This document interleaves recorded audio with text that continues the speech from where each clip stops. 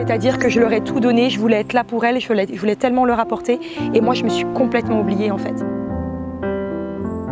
Et je me sentais vraiment incomprise dans ma parentalité. Parce que c'est vrai que quand on est dans une démarche de parentalité positive, souvent l'entourage ne comprend pas forcément.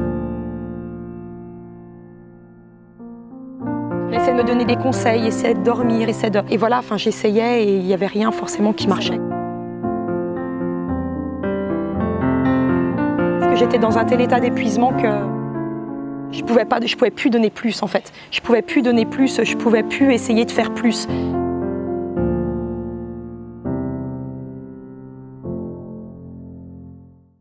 Bonjour Chloé, merci beaucoup de nous accueillir chez toi en Bourgogne, sous ce magnifique soleil, il fait beau, on a de la chance. Face à ces magnifiques coteaux, les plus chers du monde.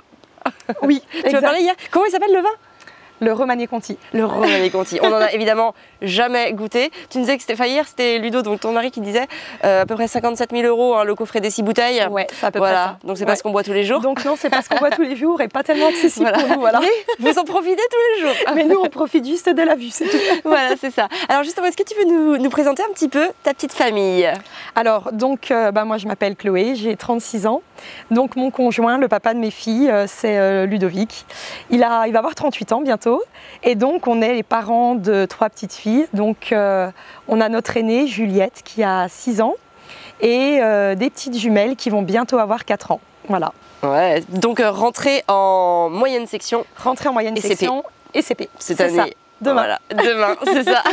Alors, qu'est-ce que tu faisais comme boulot? Parce qu'aujourd'hui, tu es en reconversion professionnelle, on va y venir tout à l'heure, mais qu'est-ce que tu faisais avant? Je travaillais dans l'immobilier. D'accord. Donc, j'étais gestionnaire de copropriété. Donc, un boulot très prenant, beaucoup d'heures, beaucoup de stress.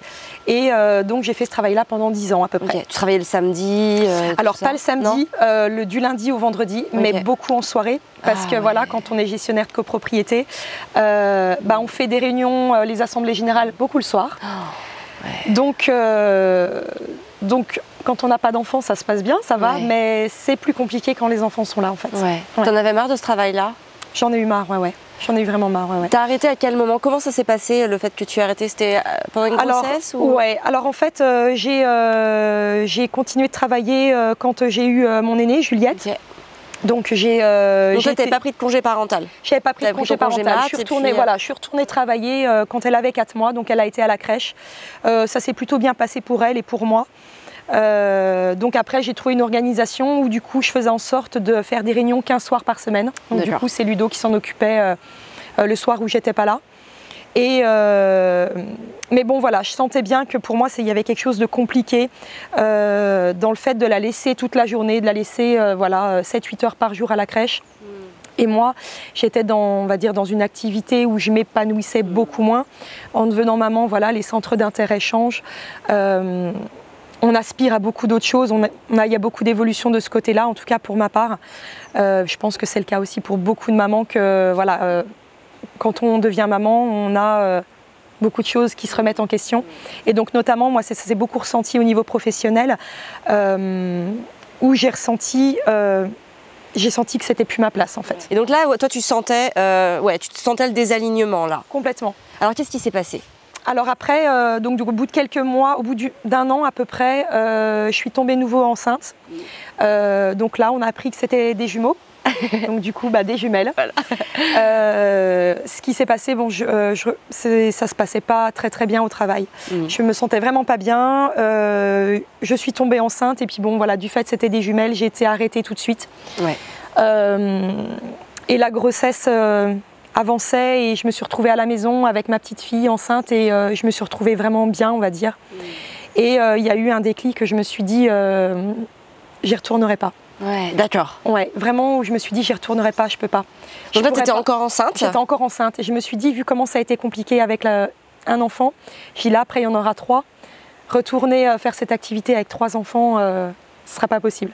Donc là, en fait, je me suis mis en mode solution et je me suis dit, je vais m'ouvrir à tout ce que la vie peut m'offrir et je vais voir je veux essayer de faire autrement, je veux faire différemment. Je veux contribuer, on va dire, professionnellement d'une manière différente et je veux apporter une qualité de vie à mes filles où elles ne seront pas gardées par d'autres personnes Du lundi matin au vendredi soir. Donc là, tu as annoncé à ton employeur que tu ne reviendrais pas? Je l'ai annoncé un peu plus tard, quand mes jumelles ont été un peu plus grandes, parce qu'à la suite de la naissance, j'ai pris un congé parental. D'accord, ok. Ce qui m'a permis voilà, de construire un peu mon avenir professionnel tranquillement, à mon rythme.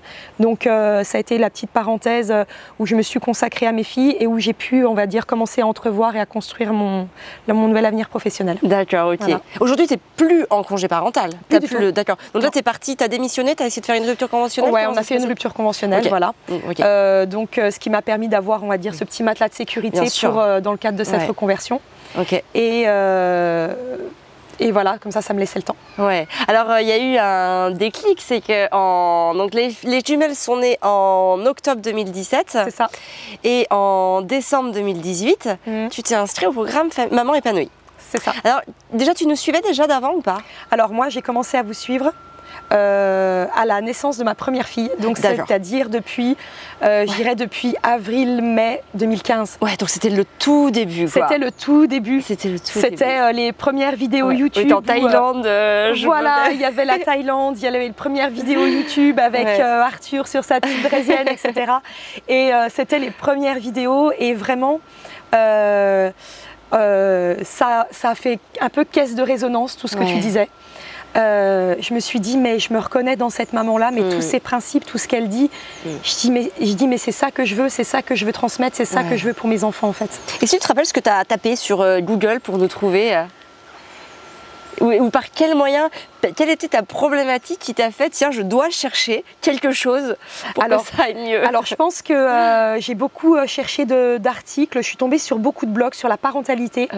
Et il y a un moment, je pense qu'il y a les termes parentalité positive qui sont arrivés. D'accord. Et après, systématiquement sur YouTube, c'était surtout vos vidéos qui ressortaient. Et c'est comme ça que je suis tombée dessus et j'ai dit, il y en a 1, 2, 3, 4. Et je les consommais, quoi. Vraiment, c'était ça. Ok. Et du coup, dans quel état d'esprit tu étais à ce moment-là? Donc tu avais juste Juliette. Quelle maman tu te sentais être? Alors on va dire avant d'acheter le programme Maman épanouie et quand j'avais encore que Juliette, j'étais dans un état d'esprit où c'était plus de l'apprentissage. Je voulais en connaître beaucoup plus sur la parentalité. Grâce à Famille épanouie, j'en ai appris beaucoup plus sur tout ce qui est la pédagogie Montessori, les pédagogies alternatives, donc la parentalité positive. Et voilà, j'étais vraiment en recherche de connaissances, vraiment pour m'enrichir de ça, parce que je voulais vraiment donner ce qu'il y avait de meilleur pour ma fille. C'était vraiment dans cet état d'esprit-là. Alors que donc du coup après les jumelles sont nées et quand tu as vu donc le programme Maman épanouie, dans quel état d'esprit tu étais à ce moment-là du coup? Alors là c'était plus tout à fait pareil parce que là mes jumelles avaient un petit peu plus d'1 an, donc j'étais en congé parental à la maison, donc toute seule toute la journée puisque leur papa travaille à l'extérieur, donc j'étais avec mes filles toute la journée, donc Juliette qui avait à l'époque 3 ans et demi et les jumelles un peu plus d'1 an. Clairement j'étais à bout, j'étais stressée du matin au soir. J'avais mis en place une organisation, mais vraiment une organisation militaire. Pour pouvoir gagner du temps au quotidien, pour pouvoir m'en sortir, pour pouvoir réussir à garder le cap toute la journée. Enfin vraiment c'était super violent envers moi-même parce que je me suis complètement oubliée. C'est-à-dire que je leur ai tout donné, je voulais être là pour elles, je voulais tellement leur apporter et moi je me suis complètement oubliée en fait. Et je me sentais vraiment incomprise dans ma parentalité. Je me sentais un peu isolée aussi. Alors incomprise et isolée par rapport à qui, quoi? Par rapport à l'entourage, parce que c'est vrai que quand on est dans une démarche de parentalité positive, souvent l'entourage ne comprend pas forcément. Donc là tu parles des parents, des frères et sœurs, voilà, ça va être c'est vraiment l'entourage large, tout ce qui peut graviter autour de nous, quoi. Et vous comprenez pas? Voilà, c'est que c'était pas tellement compris et on essayait de me donner des... Alors Ludo comprenait et essayait de m'aider donc à son échelle, c'est-à-dire le week-end, le soir, etc. Mais c'est vrai que... Donc on essayait de te donner des solutions. Voilà, on essayait de me donner des conseils. Voilà, c'est ça. On essayait de me donner des conseils, essayait de dormir, et voilà, enfin j'essayais et il n'y avait rien forcément qui marchait. Ça marchait pas? Non, parce que j'étais dans un tel état d'épuisement que de toute façon... je pouvais plus donner plus en fait. Je pouvais plus donner plus, je pouvais plus essayer de faire plus. Et alors du coup, quand tu recevais ces conseils-là, qu'est-ce qui se passait en toi quand quelqu'un te disait un truc Bah, comme je te disais, c'est vraiment l'incompréhension parce que je disais mais ils sont pas avec moi tous les jours, ils comprennent pas. Ils comprennent pas ce que je vis, ils comprennent pas ce que je traverse et ce conseil-là, il va me servir à rien. Donc en fait, j'arrivais pas à trouver de solution dans mon organisation, j'arrivais pas à trouver de solution dans les conseils qu'on me donnait, j'arrivais pas non plus à trouver de solution dans la parentalité positive parce qu'en appliquant la parentalité positive, j'étais quand même très stressée, très énervée, pleine de frustration. Donc j'étais mais complètement perdue en fait. C'était vraiment ça. Et ces gens qui te donnaient des conseils, c'était des parents aussi ou pas? Pas forcément les parents, mais ça va plus, c'est ça, les personnes qui gravitent de manière un peu plus... Mais eux-mêmes étaient jeunes parents ou pas, tu vois? Les deux. Les jeunes parents ou pas parents. D'accord, parce que moi je trouve ça terrible, les gens qui n'ont pas d'enfants et qui donnent des conseils. Alors ça c'est sympa. Et quand tu parlais d'organisation militaire, tu peux nous en parler un petit peu? Comment ça se concrétisait au quotidien? Alors j'avais mis en place des techniques d'organisation du type la méthode Fly Lady. D'accord, tu peux nous en parler un petit peu? Alors la méthode Fly Lady, c'était un principe de lister vraiment toutes les tâches qu'on a à faire dans sa maison. D'accord, ok. En déterminant des routines, en déterminant une périodicité à laquelle il fallait faire chaque tâche. Donc je m'étais retrouvée avec des tableaux où je cochais des croix, où je surlignais, mais c'était une usine à gaz, c'était horrible, je me suis enfermée là-dedans. Parce que je voulais pas me laisser déborder, parce que j'avais peur de cette perte de contrôle et je voulais continuer à m'occuper bien de mes filles et je me suis dit c'est peut-être comme ça que je vais y arriver. Et puis au final je me suis encore plus enfermée dans la frustration et la fatigue quoi, clairement. Et ça t'aurait apporté quoi d'avoir le contrôle? D'avoir le contrôle, je sais pas, je pensais que ça allait m'apporter plus de sérénité, plus de calme, moins de stress. Le fait de pouvoir tout prévoir, le fait de pouvoir tout anticiper. Et puis au final, mais je me suis bien rendu compte parce que j'y suis presque arrivée, à tout contrôler au final. D'accord, Et puis au final, on se rend compte que c'est pas ça qui amène le meilleur niveau de sérénité, c'est pas là quoi. La sérénité, elle est pas ici. Justement, quand tu l'as presque atteint, qu'est-ce qui s'est passé en toi à ce moment-là? Je me suis dit, mais j'ai tout mis en place, j'ai fait tout ce qu'il fallait et ça n'a pas fonctionné. Et la sérénité, elle n'est pas là, tout est là. Je veux dire, mes filles vont bien, je m'en occupe bien, ma maison est propre, j'ai pas de linge en retard, tout va bien. Et je suis toujours pas bien. Mais il n'y a pas le bonheur, il n'y a pas le truc, il n'y a pas l'étincelle de feu. Non. Donc tu avais mis tes attentes sur un truc. Et alors là, du coup, quand on vit ça, quand on se dit, ben non, en fait, ça va pas, qu'est-ce qu'on fait? Qu'est-ce qui s'est passé?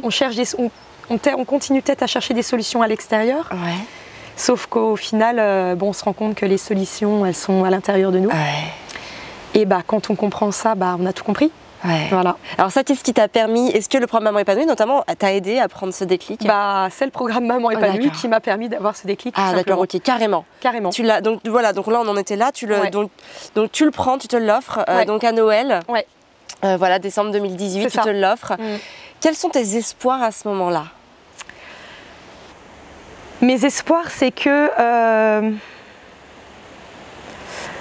je me suis dit, vu que je vous suivais depuis longtemps, je me suis dit, si Amélie, elle propose quelque chose qui va vraiment aider les mamans et qui va vraiment leur permettre de vivre une vie de maman épanouie, une vie de femme épanouie aussi, je me suis dit, si Amélie, elle propose ça, je dis, si je l'achète pas, je dis, je passe à côté d'un truc, c'est obligé.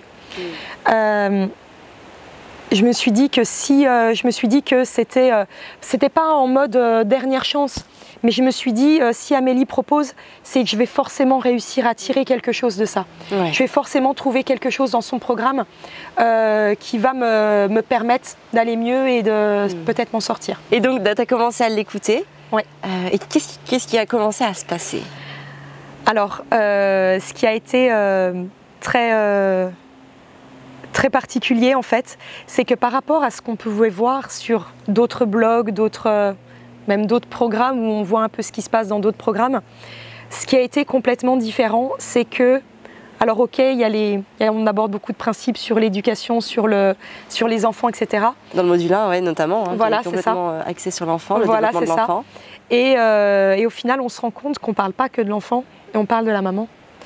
Et ce programme a été complètement incroyable et a été mon éveil au développement personnel, parce que je me suis dit, mais c'est vrai, pour pouvoir être bien avec mes enfants, il faut que je sois déjà bien moi, il faut que j'apprenne moi à me connaître, à comprendre comment je réagis, à comprendre pourquoi j'ai telle réaction par moment, à comprendre pourquoi j'arrive pas à atteindre ce niveau de sérénité. Et je me suis dit, mais oui, en fait, la clé, elle est là, c'est que grâce au programme, j'ai compris où est-ce qu'il fallait que j'aille chercher les solutions en moi, et aussi de quelle manière il fallait que j'aille les chercher. Ouais. Alors là, tu as commencé à retransformer des choses dans ton quotidien à ce moment-là, tu as commencé à reprendre des nouvelles habitudes. Oui, voilà, c'est ça en fait, c'est qu'il y a beaucoup de choses qui ont changé, notamment, c'est voilà, comme je disais, j'ai compris que il fallait que je comprenne déjà moi pourquoi j'avais certaines réactions.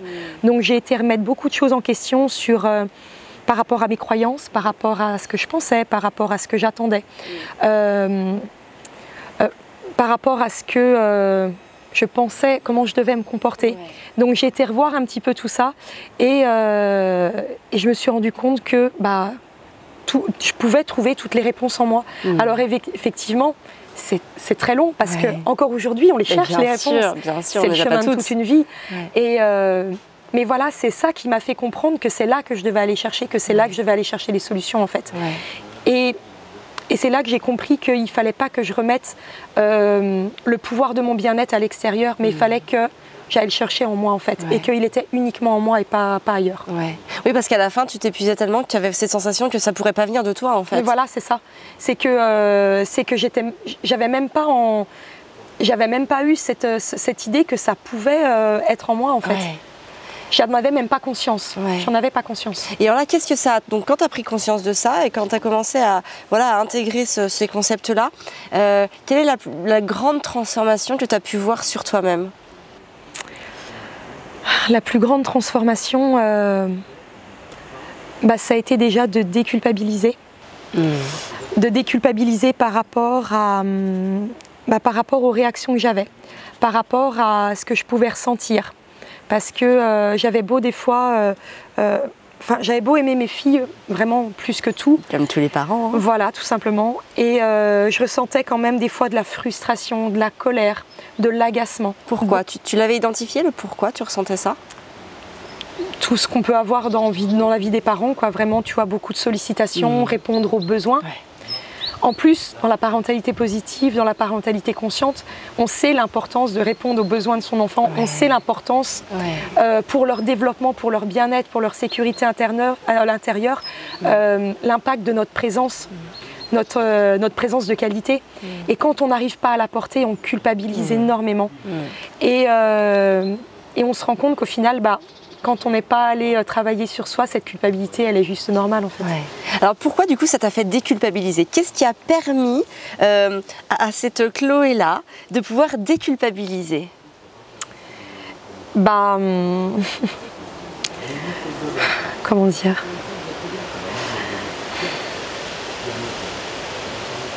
Ce qui m'a permis de déculpabiliser, c'est de comprendre en fait que mes réactions, elles étaient normales. Ouais. Et d'accord, c'est intéressant ça. Tu t'es dit, j'ai le droit d'être fatiguée, j'ai le droit d'être épuisée, j'ai le droit d'en avoir marre des sollicitations permanentes. C'est ça, parce que en fait, c'est ça aussi que je suis venue chercher dans le programme Maman épanouie. C'est vraiment comment pouvoir appliquer la parentalité que je veux pour mes enfants, mais tout en étant bien moi-même. C'est ça.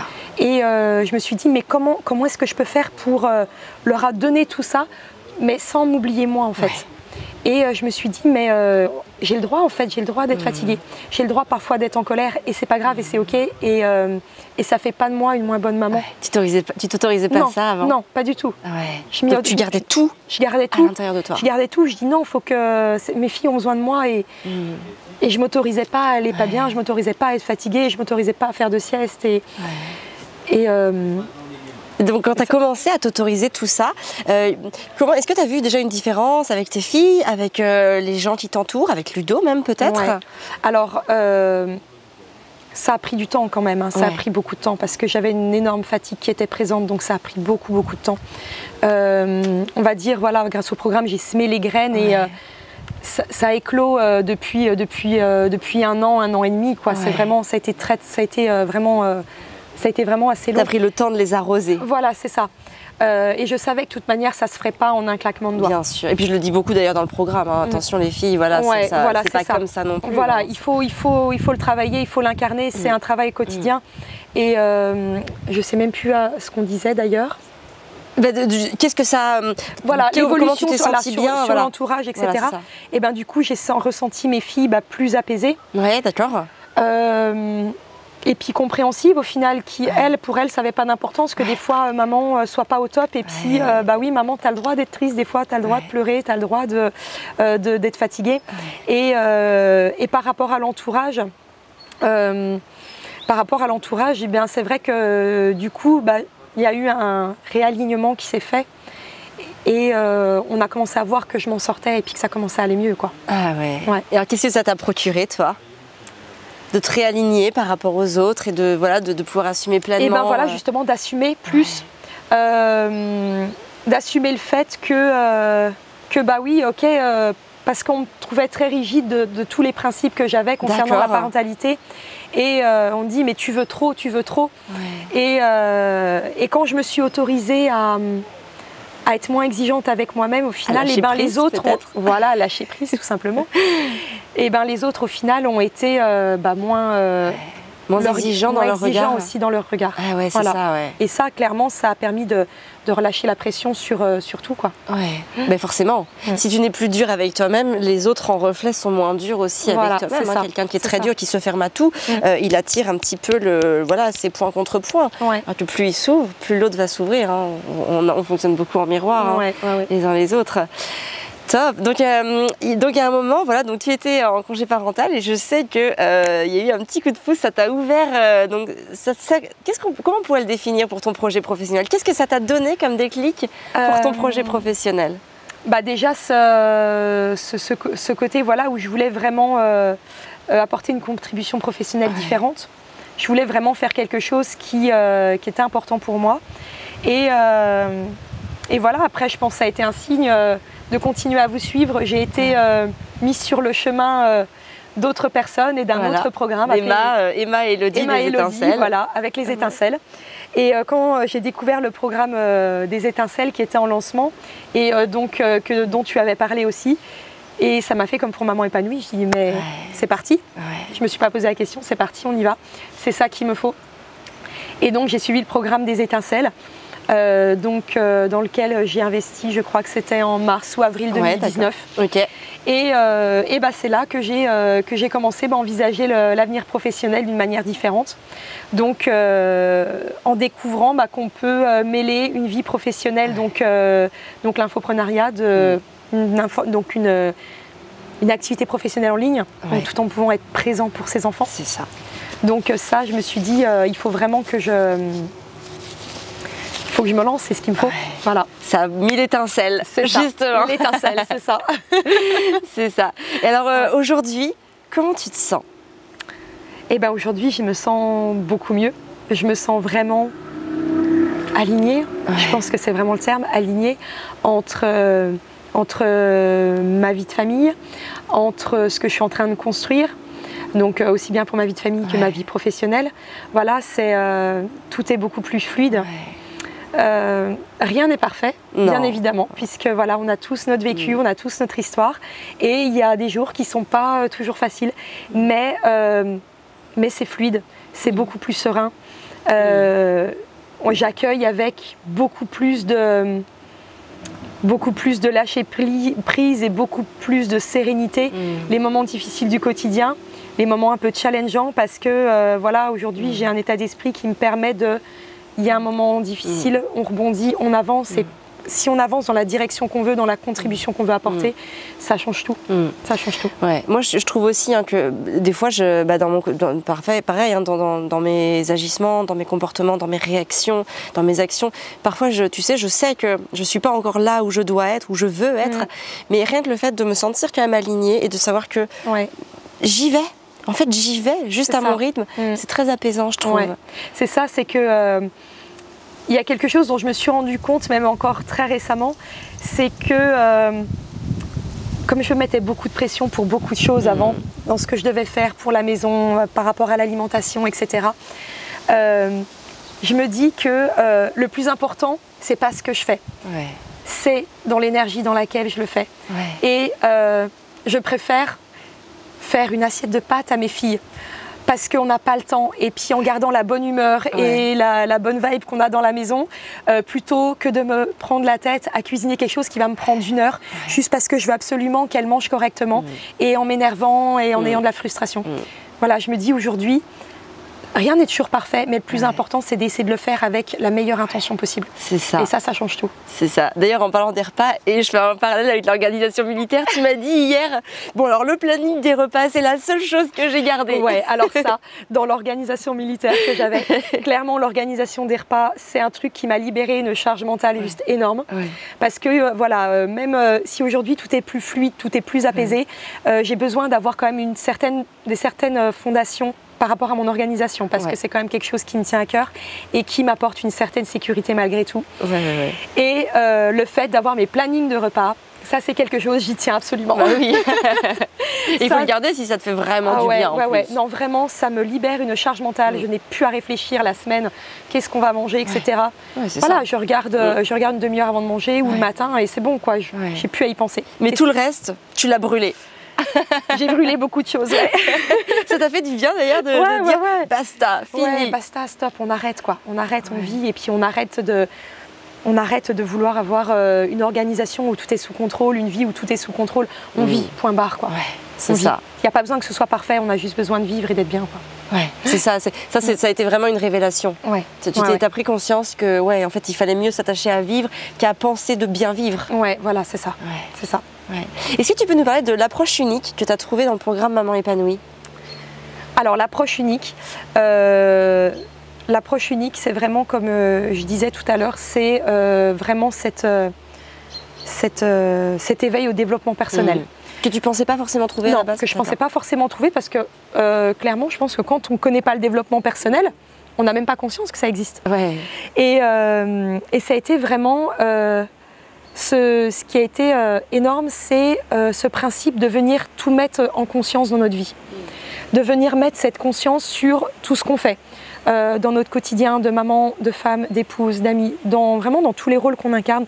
C'est de venir mettre cette conscience, et le programme, il est vraiment génial en ça, et c'est ça que j'ai vraiment aimé, c'est qu'il n'y a pas d'impératif à la parentalité, il n'y a pas d'impératif à... Il faut agir comme ça pour ton enfant parce que c'est bien pour lui. Ok, on sait ce qui est bien. Mais ce qui est encore mieux, c'est de le faire avec conscience. Et la partie développement personnel dans le programme Maman épanouie, je l'ai juste trouvé extraordinaire, parce que pourtant maintenant le développement personnel, je suis dedans, je suis en plein dedans aujourd'hui. Et clairement, je ne l'ai retrouvé dans aucun programme à ce niveau-là, quoi. Vraiment. Super. Un mot sur comment tu te sens aujourd'hui? En un mot, sereine, ce serait peut-être trop vague. Si je devais trouver un mot qui correspondrait mieux, c'est peut-être déculpabiliser. Ouais, cool, ça c'est bien, parce que c'est vrai que c'est quelque chose qui peut énormément peser sur les mamans, sur les parents d'une manière générale. Ouais, c'est vrai. Un mot pour décrire le programme, ou une phrase? Novateur, je dirais. Novateur, unique. Je pense que ça résume bien, parce que comme je disais, j'ai parcouru beaucoup de programmes et je suivais beaucoup de mamans qui parlaient de parentalité, et j'ai pas retrouvé ça ailleurs, donc oui, je dirais unique et novateur. Ah, super. À qui est-ce que tu le conseillerais? Je le conseillerais à toutes les jeunes mamans. D'accord. Je le conseillerais à toutes les jeunes mamans, même s'il n'y a pas encore des problématiques installées dans le quotidien. Je pense qu'il ne faut même pas attendre que les problématiques soient là. Je pense que c'est un programme qui est bon de suivre même avant que les problèmes arrivent, pour avoir déjà ce fond, pour avoir cette base en fait, et pouvoir commencer sa parentalité, sa nouvelle vie de parent de manière épanouie tout simplement, de manière sereine, en sachant où on va. Et donc pour les jeunes mamans, je dirais les toutes jeunes mamans, même enceintes, même enceinte, je dirais que... Et là, si j'étais là devant toi, je disais oui, mais quand même, je sais pas, quel serait ton argument choc pour me dire mais si, vas-y, parce que... Je dirais qu'au-delà de changer la parentalité, ça change la personne, ça change la vie. Ça nous change en tant que personne. Donc au-delà de nous aider dans notre parentalité, dans notre vie de maman, c'est que ça nous change en tant que personne. Vraiment. Ouais. Et d'ailleurs, ça t'a changé. Oui. Donc aujourd'hui, tu lances ton activité professionnelle. Est-ce que tu peux nous en dire un mot sur ce que tu veux apporter, comment tu veux contribuer? Alors voilà, moi du coup, de fil en aiguille, depuis la formation des étincelles, moi j'en suis arrivée au fait que je voulais devenir coach. Donc voilà, depuis, bon, il y a eu le confinement, donc ça a été très long à se mettre en place. J'ai semé mes petites graines. Voilà, j'aime bien ce principe de semer mes petites graines. Ça a été long à se mettre en place et ça y est, ça démarre. Donc voilà, j'ai fait ma formation en tant que coach, donc pour devenir coach pour maman. Donc j'ai monté ma communauté qui est une petite communauté qui grandit jour après jour, avec laquelle j'ai des échanges qui sont juste top. Et voilà, ma contribution, c'est que je veux aider les mamans à construire leur vie idéale en fait. Donc par le développement personnel, par plein d'outils différents, par un peu d'organisation, un peu d'apprentissage sur les émotions, sur tout un panel de choses. Il y a aussi ce côté professionnel, je crois. Hein. Tu aimes bien aussi faire ce lien entre le vie perso et vie pro. C'est ça, exactement. Tu parles beaucoup de ça aussi. Voilà, c'est ça. C'est que pour moi, pour avoir une vie professionnelle épanouie et qui se passe bien, il faut déjà avoir une vie personnelle où on est bien. Ça va ensemble. On ne peut pas être quelqu'un dans notre vie personnelle et une autre personne dans notre vie professionnelle. Donc après, voilà, moi en devenant coach, ce que j'ai voulu surtout, c'est pouvoir transmettre ce que j'ai réussi à incarner en fait. C'est vraiment toute mon expérience, tout mon parcours, me servir de tout ce que j'ai appris, de tout ce que j'ai compris, de tout ce que j'incarne aujourd'hui pour pouvoir justement maintenant aider ces mamans sur la construction de la vie qu'elles veulent avoir, quoi.